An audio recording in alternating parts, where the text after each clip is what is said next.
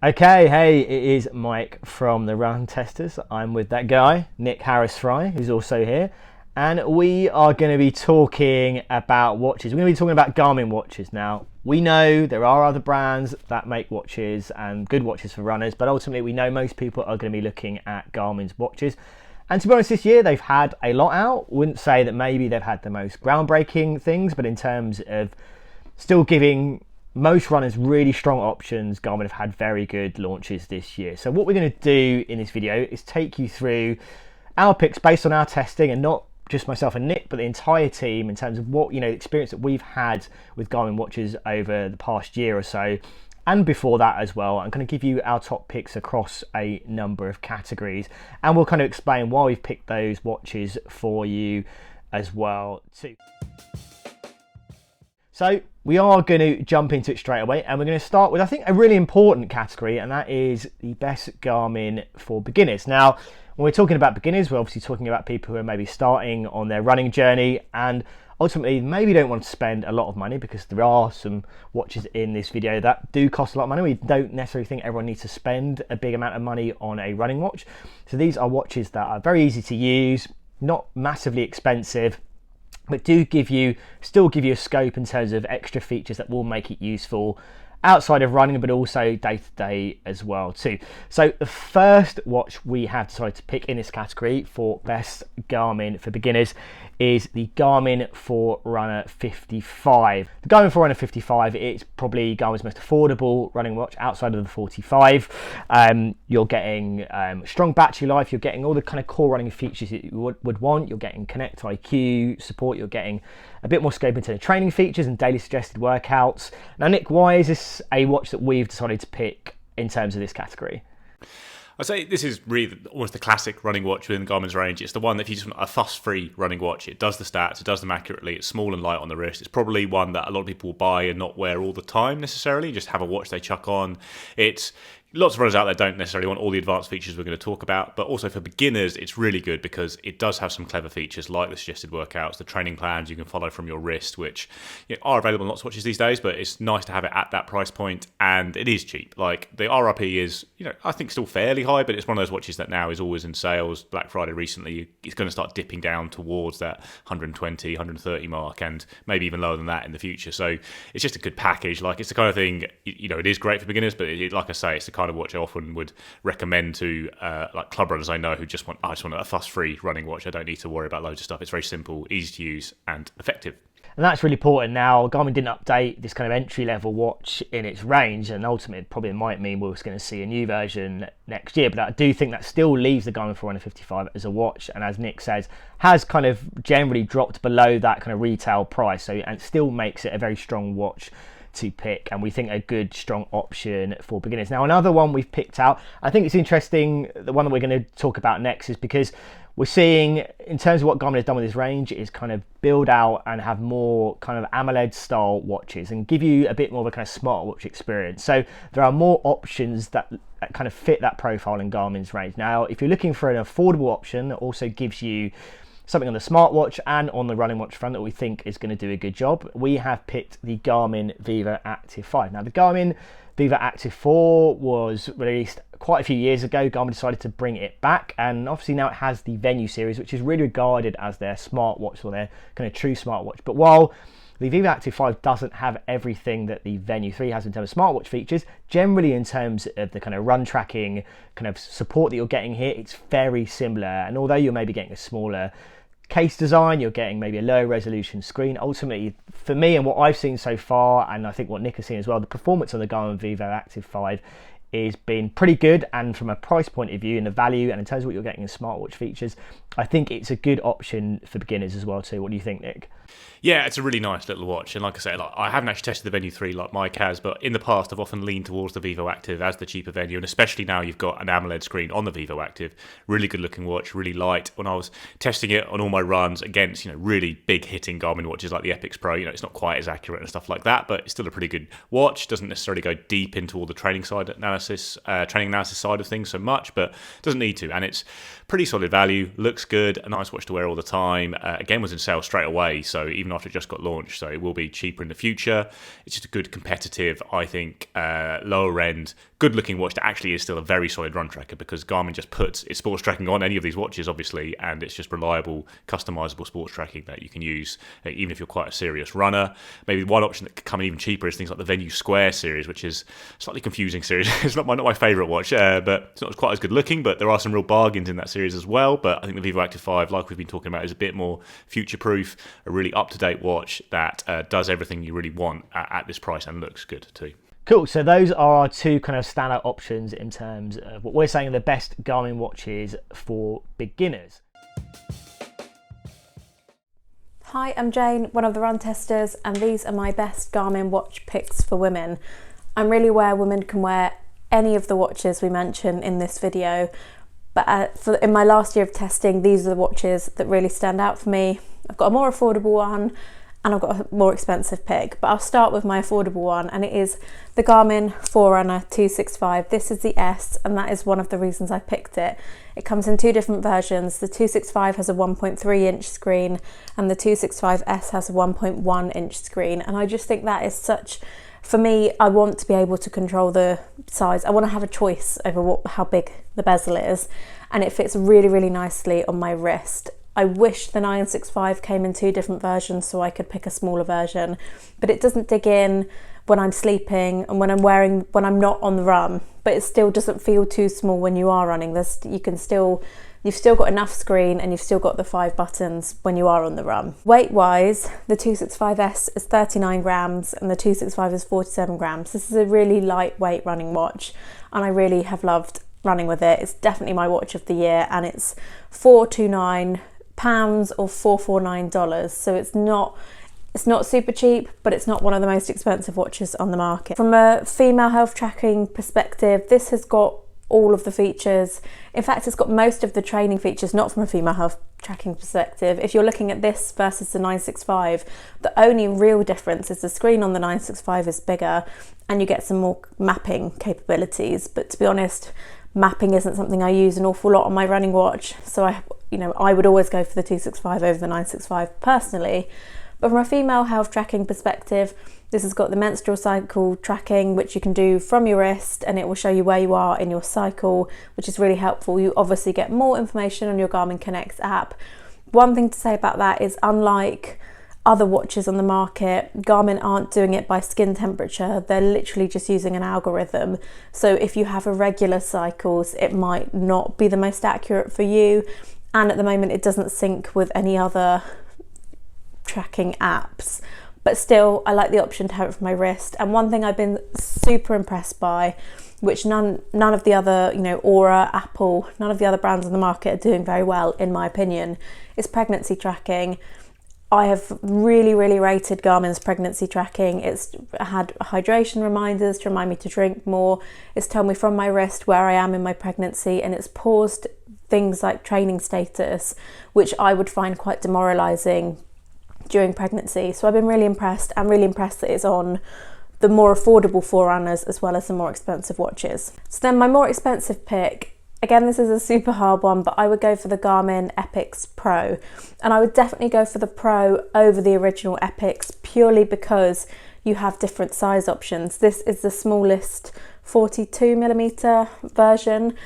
So I would definitely, whereas with the Epix, not the Pro, you don't have the option to pick between your bezel, and obviously, like I said, with the Forerunner 265, I prefer a smaller watch that doesn't dig in when I'm sleeping or just sitting working, not on the run. There are also loads of different bezel options. This is the gold and kind of sand colour, and I've had so many compliments for this watch. It looks beautiful, and compared to the Phoenix, it has a really beautiful AMOLED screen as well. Really bright screen, really lovely. The Phoenix is obviously amazing, but for me, I think the screen on the Epix kind of edges it ahead, in my opinion, because I don't mind charging my watch once a week. Whereas if you're looking for a really long battery life, obviously the Phoenix 7 is the better pick for you. But you get loads of customization, you get all of the top training features, you get the menstrual tracking, you get pregnancy tracking, and you can find like a really beautiful watch that suits your style. So this would be my top tier pick. Obviously it's expensive. It's one of the newest Garmin's on the market at the moment. It's $829 in the pounds and $929 in dollars. But if you're looking for a really high-end watch, this is my top pick. So next category is best value Garmin running watch. So what we're looking for, and we're not necessarily talking about the only things that are a little bit cheaper, but we're also looking at the top end. And if you are looking for a feature-rich kind of Garmin watch, but also you want to make sure you're getting good value for money, these are the watches that we're talking about here. So the first watch we've picked, and this is kind of an example of the fact that we're not always going to necessarily say buy the latest watch, and you shouldn't rule out buying some older generation watches which are still going to get supported and have still been supported by Garmin since they've launched. So the first one we're going to talk about is the Garmin Forerunner 255. So Nick, why have we picked the Garmin Forerunner 255 as a good strong value option in Garmin's range?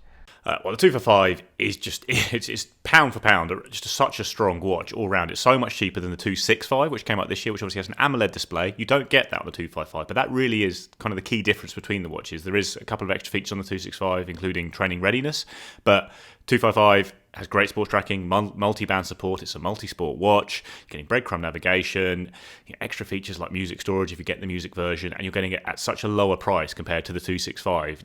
The price upgrade for AMOLED is very big in Garmin's range, especially when you're looking at sales and stuff like that. And the 255 did drop down to, I think, below £200 in the sales this year in Black Friday, and that's just so much watch for that price. No, it didn't. It didn't drop that down.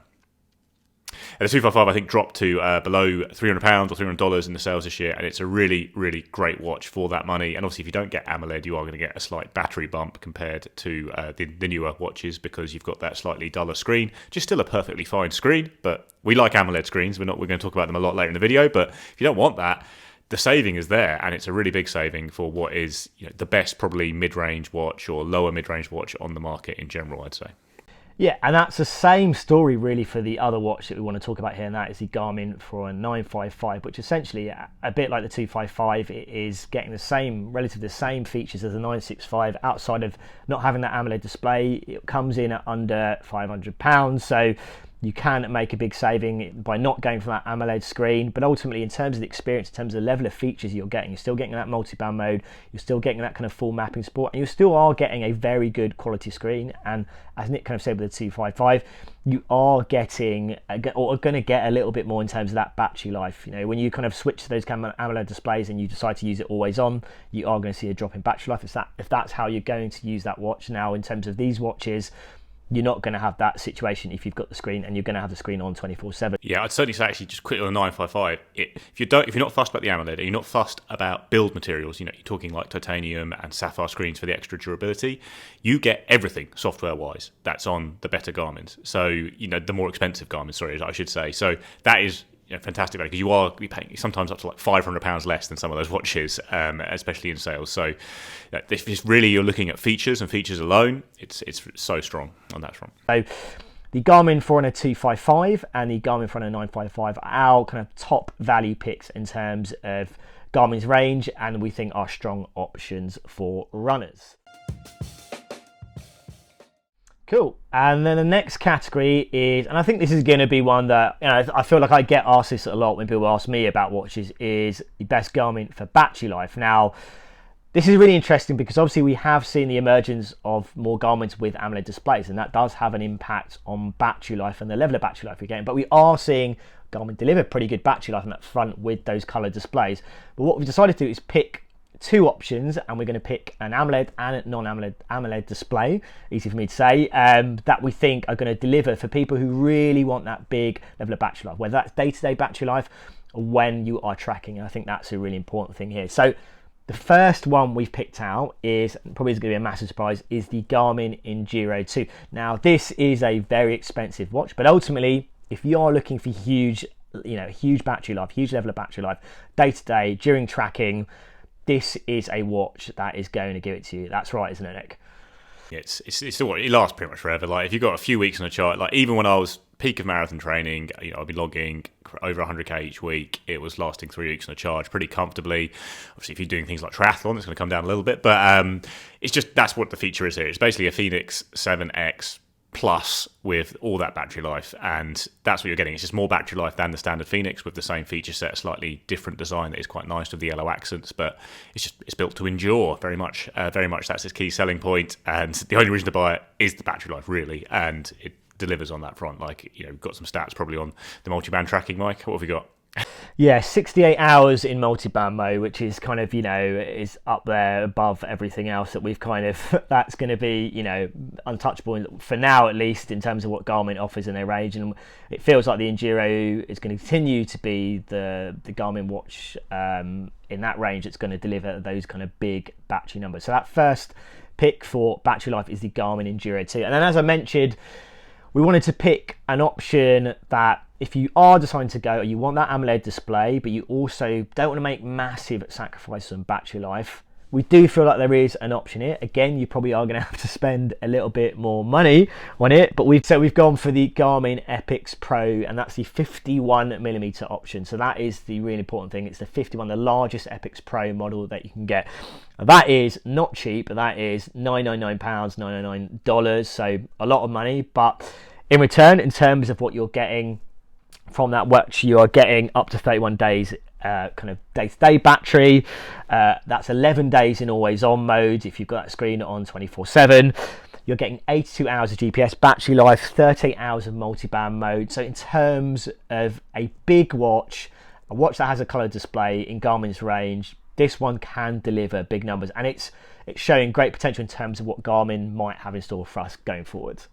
Yeah, I mean, I use the Epix Pro 51mm for most of the time. It's the one I really asked in because when you saw the new Epix Pro range, it was the most interesting watch to me because of that battery life. In real world usage with lots of running, it was lasting 9-10 days on a charge with the always on screen on. And Garmin's always on screen is pretty detailed compared to what we've seen from people like Polar and Suunto, who are just launching their AMOLED watches. You can still see all like the complications you've put on that watch screen. So that's great. I ran an 8-hour Ultra with it. Barely dented the battery life. It's pretty phenomenal for an AMOLED watch to be lasting that long, but it is big and it is expensive, and that's kind of the story of battery life in Garmin's range. The bigger the watch, the more expensive the watch, the better the battery life. And I mean, fair, the 965 AMOLED screen is 7 days, always on, 6-7 days lasted me. So if you want a still very good battery life for a little bit less, then there is that. Cool. Yeah, so those are our two options for best Garmin's for battery life. So that's the Garmin Enduro 2 and the Garmin Epix Pro 51mm version.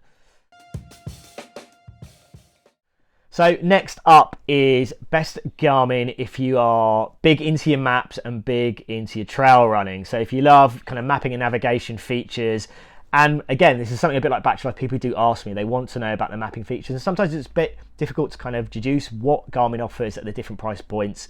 But ultimately, these are the watches that we think offer the kind of best full mapping experience that you're going to get on a Garmin watch. And again, we've picked something that offers that AMOLED display, which I feel elevates the experience of using mapping on Garmin watches, but also something that gives you a more affordable route into that kind of full mapping support as well too. So the first watch we've picked is the Garmin Forerunner 965.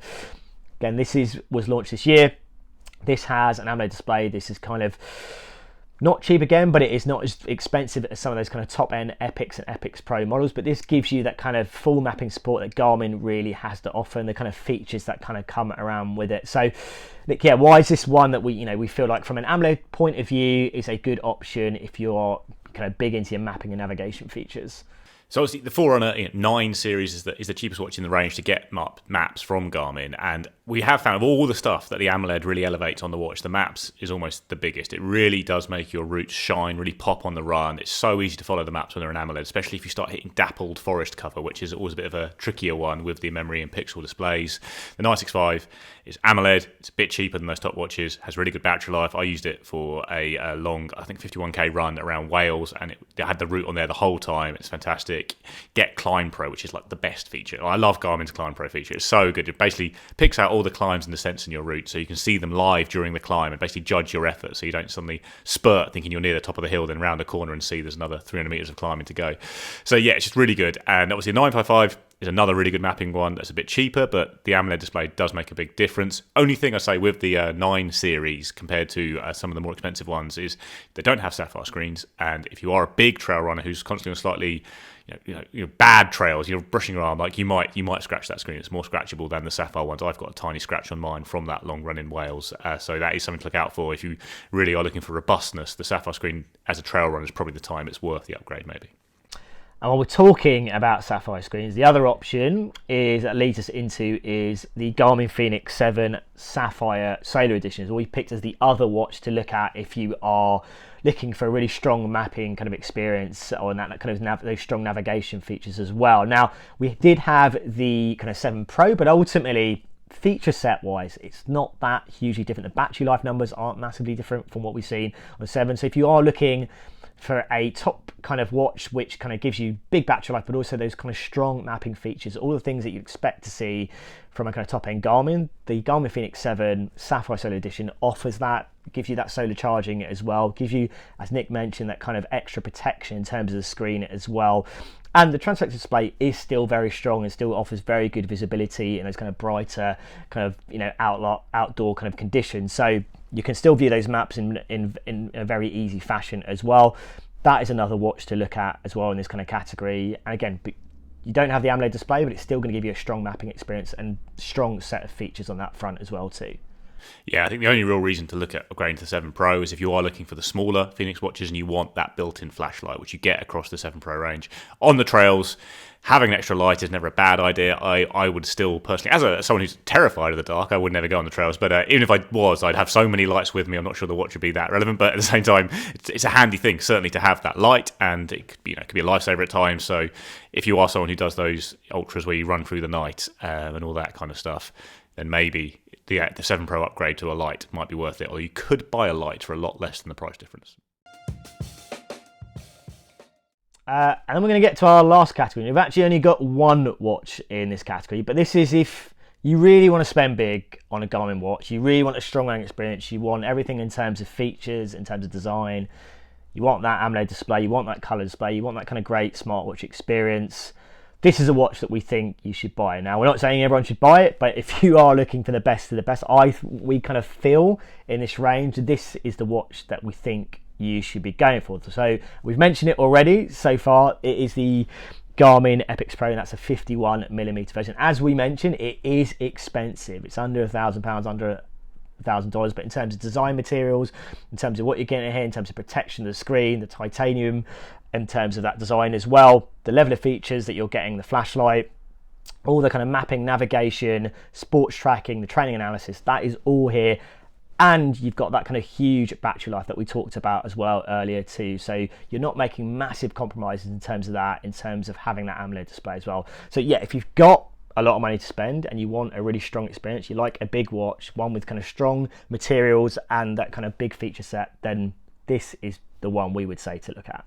Yeah, it's a pretty unreal watch. I really love using it day to day, testing against other watches while I still got it on loan. And yeah, it is big. You get used to it quite quickly. I would say if you're definitely against a big watch, I wouldn't necessarily say that the next step down, money no object, would be one of the smaller Epixes. I think probably the 40965 has got really good battery life and is such a smaller, lighter watch. If that is putting you off the Epix, then that would be another great money's no object watch. But the Epix Pro 51mm is maybe where the future of sports watches kind of, it evidences what you can do with long battery life, AMOLED display, all that rugged sports watch quality in a watch that is pretty smart as well. So yeah, pretty hard to beat.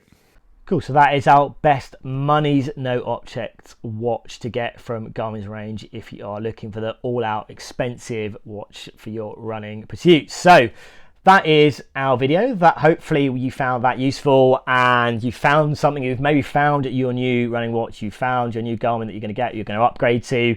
If you've got any questions about anything we've talked about in this video, and obviously we've got reviews of these watches on the channel as well too, so definitely go check out. We'll put links to those as well too. But if you've got any comments in the meantime, let us know below. As always, like and subscribe, hit that little bell to find out about our latest videos, and yeah, we'll see you for next Run Testers video.